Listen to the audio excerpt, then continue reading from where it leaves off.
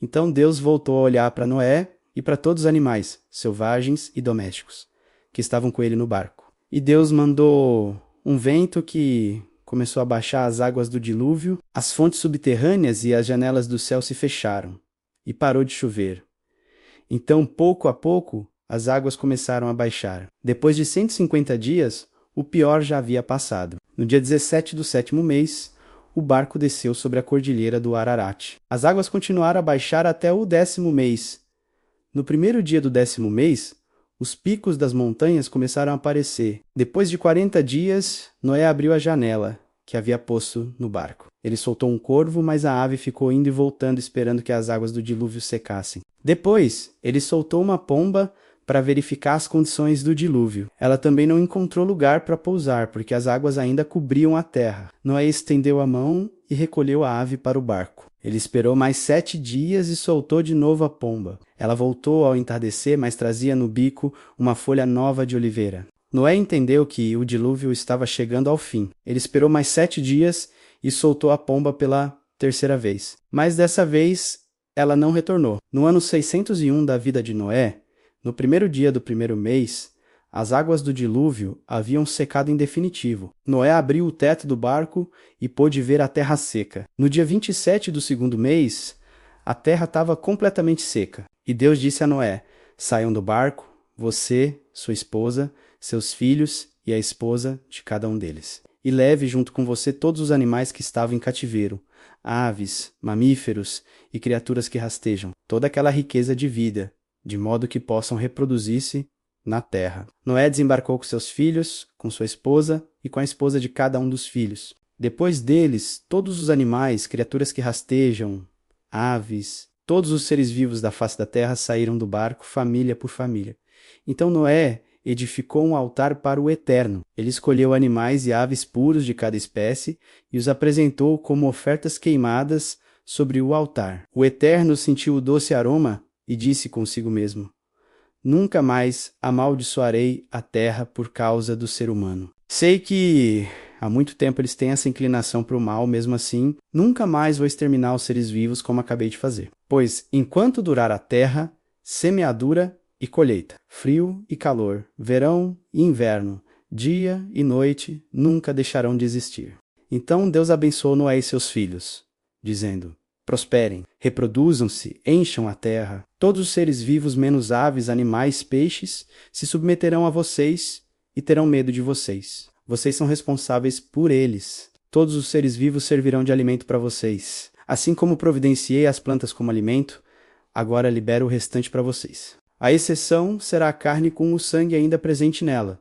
Não a comam, mas vingarei o sangue de vocês menos contra os animais e contra outros seres humanos. Qualquer pessoa que derramar sangue humano terá seu sangue derramado pelas mãos de seres humanos. Pois Deus fez os seres humanos conforme a sua imagem, refletindo sua natureza. Vocês estão aqui para dar fruto, reproduzir-se, disseminar a vida pela terra, para viver plenamente. Então Deus falou a Noé e seus filhos: faço agora uma aliança com vocês que abrange os filhos que virão depois de vocês e tudo que tem vida, menos aves, animais domésticos, animais selvagens, enfim, todos os que saíram do barco com vocês. Faço minha aliança com vocês.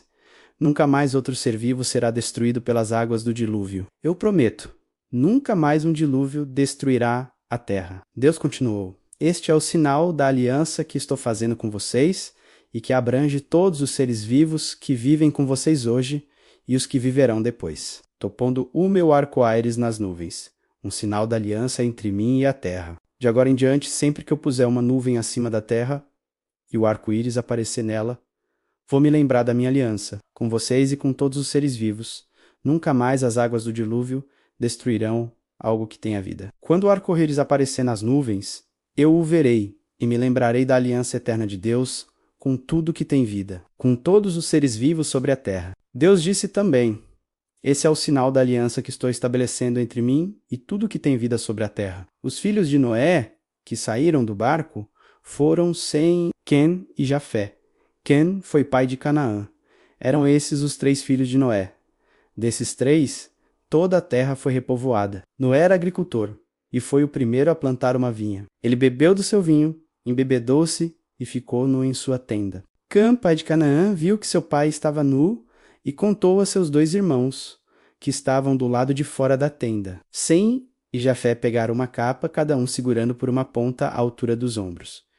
E, andando de trás para frente, cobriram a nudez do pai, cada um mantendo o rosto virado para não ver o pai com o corpo descoberto. Ao acordar, já com sintomas da ressaca, Noé ficou sabendo o que seu filho caçula tinha feito. Então disse: Maldito seja Canaã, escravo de escravos, escravo de seus irmãos. Bendito seja o Eterno, o Deus de Sem, mas Canaã será seu escravo. Deus faça Jafé prosperar, que ele viva em grandes extensões de terra nas tendas de Sem, mas Canaã será seu escravo. Noé ainda viveu 350 anos depois do dilúvio. Ao todo, viveu 950 anos e, depois, morreu. Essa é a descendência de Noé: Sem, Cã e Jafé.